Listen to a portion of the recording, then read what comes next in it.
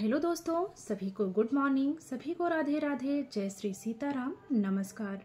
स्वागत है आप सभी का अपने यूट्यूब चैनल साहित्य ज्ञान धारा में। आशा करती हूँ आप सभी लोग स्वस्थ होंगे, मस्त होंगे और अपनी तैयारी में लगे होंगे।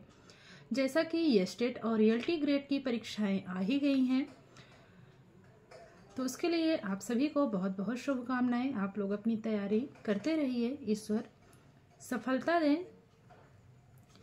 हम लोग पढ़ रहे हैं आदिकाल के बारे में। आदिकाल के अंतर्गत हम लोगों ने नामकरण, सीमांकन, आदिकाल की विशेषताएं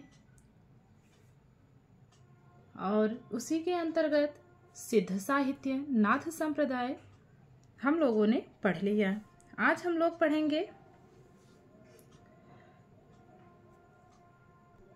जैन साहित्य के बारे में। जैन साहित्य के बारे में हमने कल से ही शुरू किया था पढ़ना। आज देखेंगे अन्य महत्वपूर्ण जैन कवि के बारे में। तो चलिए शुरू करते हैं। जैन कवि, रचनाएं और विशेषता। सबसे पहले है मेरुतुंग। इनकी मूल भाषा अपभ्रंश है। जैन कवि मेरुतुंग की भाषा क्या है? मूल भाषा अपभ्रंश है। बात करें इनकी रचनाओं की तो प्रबंध चिंतामणि। विशेषता क्या है? संस्कृत भाषा में है, जिसमें सिद्धराज जयसिंह, कुमारपाल, हेमचंद्र इत्यादि के चरित्र आख्यान हैं। जो रचना दी गई है प्रबंध चिंतामणि, इसकी विशेषताएं क्या क्या हैं? संस्कृत भाषा में है, जिसमें सिद्धराज जयसिंह, कुमारपाल, हेमचंद्र इत्यादि के चरित्र आख्यान हैं। अगले कवि हैं धनपाल। अगले जैन कवि कौन हैं? धनपाल हैं। बात करें इनकी रचनाओं की तो भविष्यत कहा का अन्य नाम भविष्य पद, भविष्य दत्त कथा और अगली रचना है तिलक मंजरी। तो चलिए देख लेते हैं इनकी विशेषताओं के बारे में अलग अलग। इनकी जो रचना है भविष्यत कहा, इसकी विशेषता है कि यह लौकिक चरित काव्य है। दूसरी रचना जो है तिलक मंजरी, यह कैसा ग्रंथ है? अपभ्रंश ग्रंथ है। राम सिंह की रचना है पाहुड़ दोहा और इसकी विशेषता है दोहों का उपहार है। पाहुड़ दोहा कैसा ग्रंथ है? दोहों का उपहार है। फिर है जोइंदो की रचना है परम पयासु या परमात्म प्रकाश। यह कैसा काव्य है? तो यह मुक्तक काव्य है। फिर है शालिभद्र सूरी। इनकी रचनाओं की बात करें तो भरतेश्वर बाहुबली रास विद्वानों के अनुसार 1184 ईस्वी की यह रचना मानी जाती है। यह अपभ्रंश प्रभावित हिंदी रचना है। बात करें विशेषता की, मुनि जिन विजय ने इस ग्रंथ को जैन साहित्य की राज परंपरा का प्रथम ग्रंथ माना है। तो इससे जो प्रश्न बन सकते हैं, भरतेश्वर बाहुबली रास किसकी रचना है? शालिभद्र सूरी की रचना है। विद्वानों ने इसका समय क्या माना है? 1184 ईस्वी माना है। इसको जो है फिर कैसे याद करेंगे? भारत के लोग क्या होते हैं? शक्तिशाली होते हैं ना, सूरवीर होते हैं। तो शालिभद्र सूरी की रचना है भरतेश्वर बाहुबली रास। और विशेषता इसकी है, इसको मुनि जिन विजय ने क्या माना है? जैन साहित्य की रास परंपरा का प्रथम ग्रंथ माना है, इसलिए यह बहुत ही महत्वपूर्ण है। फिर है कवि आसोगु की रचनाएं हैं चंदन बाला रास, जीव दया रास। विशेषता क्या है? करुण रसी युक्त है। आसगु की रचना कैसी है? करुण रसी युक्त है। तो लोग क्या करते हैं? जीवों पर दया करते हैं। जिनके अंदर करुणा होती है, तीनों बातों को एक ही ट्रिक में हम लोग जोड़ने की कोशिश करेंगे कि जिनमें करुणा होती है वो क्या करते हैं? जीवों पर दया करते हैं। और लोग क्या करते हैं? चंदन की आस में मंदिर जाते हैं। चंदन कहाँ लगता है? मंदिर में लगता है ना। तो लोग आस लगा के रखते हैं ना कि हमको भी लग जाए। जहाँ बहुत भीड़ रहती है, कुछ कुछ को ही लग पाता है ना, तो लोग क्या चाहते हैं कि हमको भी लग जाए। तो इस प्रकार से इसको कनेक्ट कर लेंगे। फिर है जिन धर्म सूरी। जिनधर्म सूरी की रचना है स्थूलिभद्र रास। स्थूलिभद्र रास किसकी रचना है? जिनधर्म सूरी की है। और समय क्या है इसका? 1209 ईस्वी। तो जब स्थूली को धूल कर लेंगे, जब बच्चे धूल में खेलते हैं तो लोग क्या कहते हैं कि नहीं जाओ ना, बोलते हैं कि जिन जा, गाँव की भाषा में बोलते हैं ना कि जिन जा। तो स्थूलिभद्र रास किसकी है? जिनधर्म सूरी की है और समय माना गया है 1209 ईस्वी। अगले कवि है विजय सेन सूरी। विजय सेन सूरी की रचनाएं हैं रेवंतगिरी रास या रेवंतगिरी रासा। आगे देखेंगे डॉक्टर राम कुमार वर्मा। इनका समय विक्रम संवत 1288 मानते हैं। किसका? विजय सेन सूरी का मानते हैं समय 1288 विक्रम संवत। तो इसको पढ़ के ऐसे नहीं लग रहा है रेवंतगिरी ना, गिरी अर्थात पर्वत हो गया। तो लोग जो है पहले क्या करते थे, विजय प्राप्ति के लिए पर्वतों पर जाते थे ना, वो तपस्या वगैरह करने के लिए। तो इसको ऐसे याद कर लेंगे। अगले कवि है सुमतिगण। सुमतिगण की रचना है नेमिनाथ रास।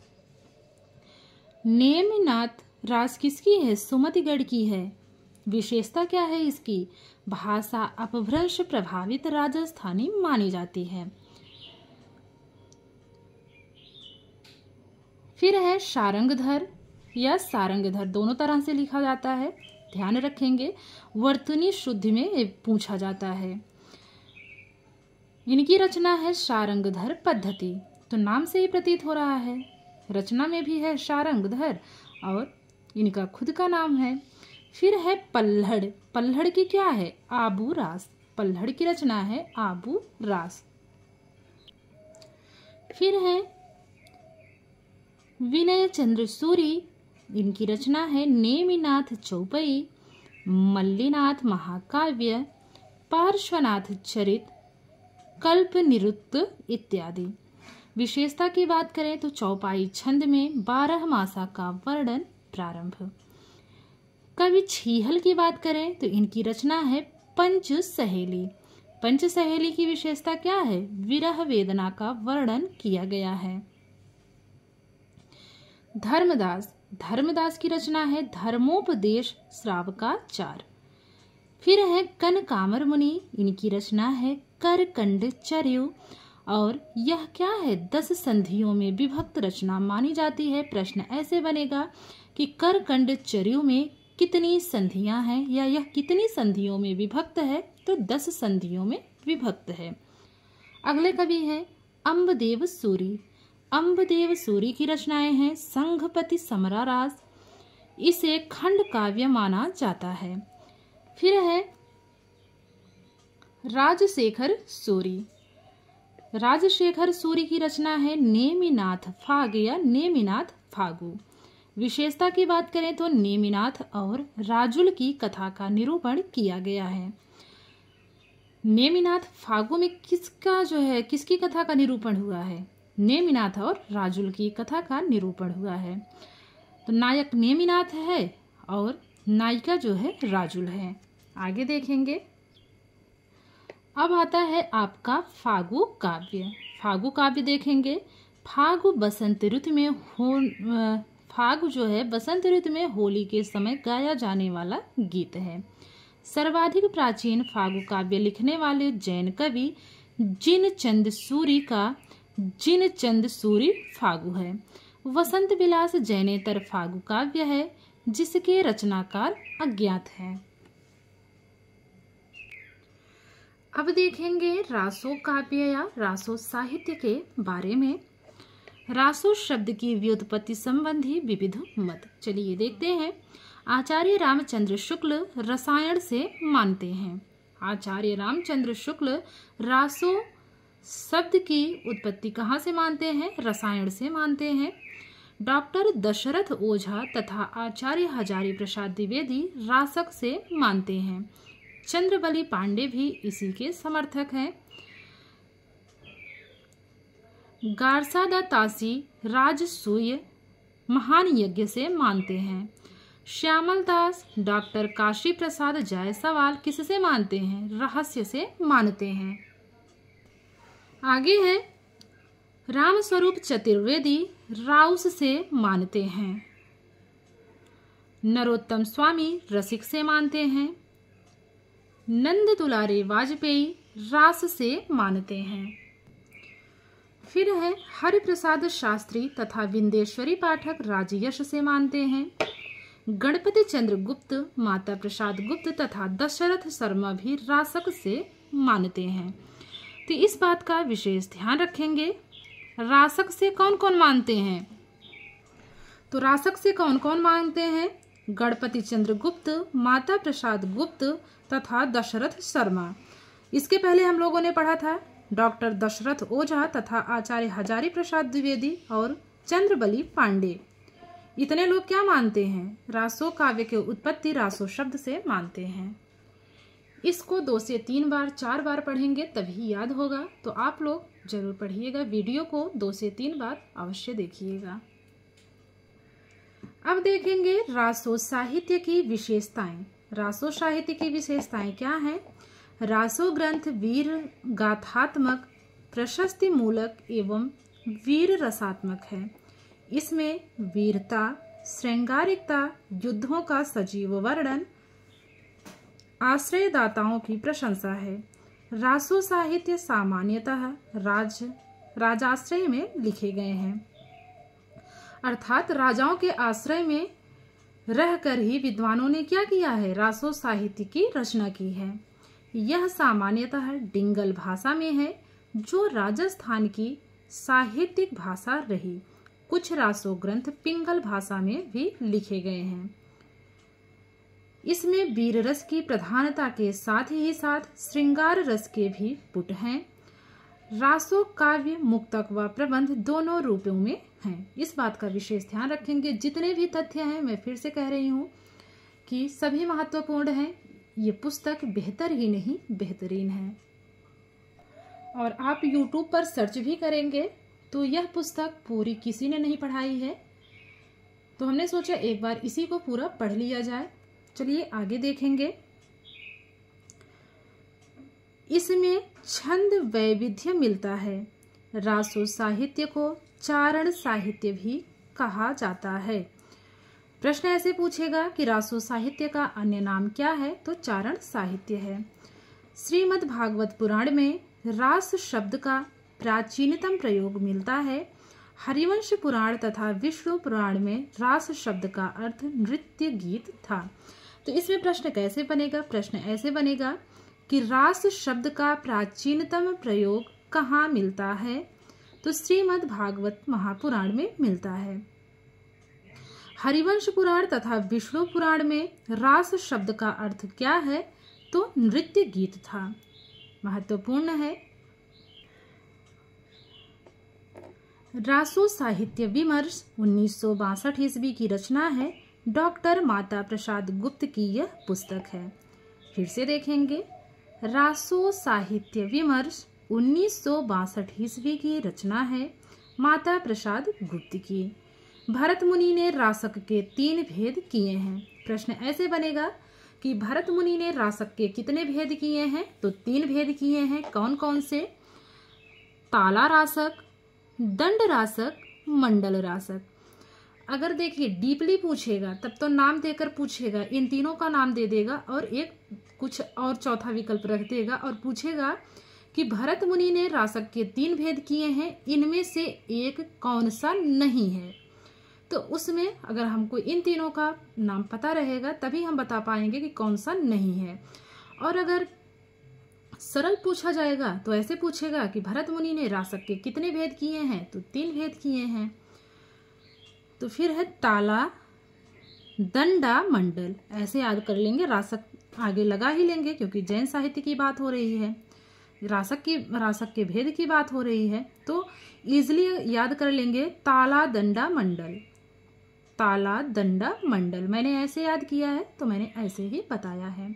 आपकी मर्जी है, आप लोग ऐसे भी याद कर सकते हैं, नहीं तो अपने अकॉर्डिंग भी याद कर सकते हैं। आगे देखेंगे। जैन कवियों में ताला रास अर्थात ताली बजाकर, लगुड़ा रास अर्थात लकड़ी या दंड बजाकर अर्थात 2 प्रकार के रासक प्रचलित थे। रास काव्य मूलतः छंदों में समुच्चय है। अपभ्रंश में 29 मात्राओं का एक रास या रास छंद भी प्रचलित रहा है। मोस्ट इंपॉर्टेंट है, मात्राओं की संख्या 29 थी। अब देखेंगे डिंगल और पिंगल भाषा। हरिप्रसाद शास्त्री डिंगल शब्द की व्युत्पत्ति डगल अर्थात मिट्टी का ढेला अर्थात अनगढ़ अव्यवस्थित तथा पिंगल के तुक से बना मानते हैं। गजराज ओझा के अनुसार डकार वर्णों की अधिकता से डिंगल नाम पड़ा है। पुरुषोत्तम स्वामी डिम धन गल अर्थात डमरू की ध्वनि से उत्पन्न मानते हैं। राजस्थानी मत के अनुसार डिभ धन गल अर्थात बालक की भाषा से उत्पत्ति हुई है। तो इसको 2 से 3 बार आप लोग अवश्य देखिएगा, तभी चीजें अच्छे से समझ में आएंगी। मोतीलाल मेनारिया के अनुसार देखेंगे डिंगल डिंगल अर्थात डींग अर्थात दरपोक्ति मुक्त भाषा को डिंगल कहते हैं। डिंगल काव्य में वैण सगाई अलंकार का विशेष महत्व है। ढोला मारूरा दूहा तथा रणमल्ल छंद प्रसिद्ध डिंगल काव्य हैं। पिंगल ब्रज भाषा से प्रभावित है। पिंगल में वा ध्वनि के स्थान पर बा तथा डिंगल में यह वा तथा वा प्लस हा के रूप में प्रचलित है। पिंगल में शब्द के अंत की ला ध्वनि रा तथा डिंगल में ला हो जाता है। क्षा ध्वनि पिंगल में छ तथा डिंगल में खा हो जाती है। ध्यान रखेंगे। पिंगल शब्द का सर्वप्रथम प्रयोग गुरु गोविंद सिंह ने अपने ग्रंथ विचित्र नाटक में ब्रज भाषा के लिए किया। यह बहुत ही महत्वपूर्ण है। प्रश्न ऐसे बनेगा कि पिंगल शब्द का सर्वप्रथम प्रयोग किसने किया था? तो गुरु गोविंद सिंह ने किया था। और अपने किस ग्रंथ में किया था? तो विचित्र नाटक में किया था। आगे देखेंगे मुंशी देवी प्रसाद के अनुसार पिंगल का संबंध पांगला अर्थात पंगे या लूले से था। Doctor LP. टेसीटरी ने डिंगल का अर्थ गंवारू या अनियमित भाषा बताया है। इसके आगे है रासो साहित्य के प्रमुख कवि तथा रचनाएं। सबसे पहले दिया गया है पृथ्वीराज रासो, जो कि चंदवरदाई की महत्वपूर्ण रचना मानी जाती है। तो आज के वीडियो में यह नहीं समाप्त हो पाएगा, इसीलिए इसको हम लोग कल की वीडियो में पढ़ेंगे, ताकि एक ही वीडियो में पृथ्वीराज रासो समाप्त हो जाए। अगर आप लोगों को वीडियो अच्छी लगे तो आप प्लीज़ सब्सक्राइब कीजिए चैनल को, जिन्होंने नहीं किया है। वीडियो को लाइक कीजिए, शेयर कीजिए, अपने दोस्तों को भी चैनल से अवश्य जोड़िए। मिलते हैं नेक्स्ट वीडियो में। तब तक के लिए सभी को जय श्री राधे कृष्णा, जय श्री सीताराम, नमस्कार।